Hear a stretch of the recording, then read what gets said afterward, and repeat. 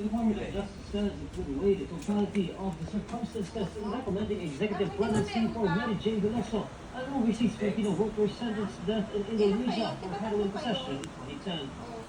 In an interview with Tena Radio on Wednesday, December 18, Justice Undersecretary Jesse Andres says the DOJ, together with the Board of Pardons and Parole, will look into the matter of granting clemency to Veloso. Andres adds that they are responsible in providing recommendations to President Bongbong Marcos in granting an absolute or conditional pardon. According to Andres, it will take some time to process the recommendation.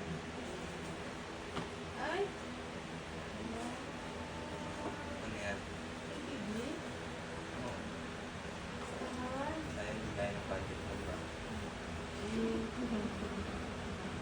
Sana sa Pasko na. Parang ang magamit mo na rin sa suot mo muna. Pwede ba isoles? Ba't po? 8. Na-adjust naman. Mga pagsisimba ko na siya. Ang sarap sa paa, Ice. Thank you. Paano? Sarap sa paa.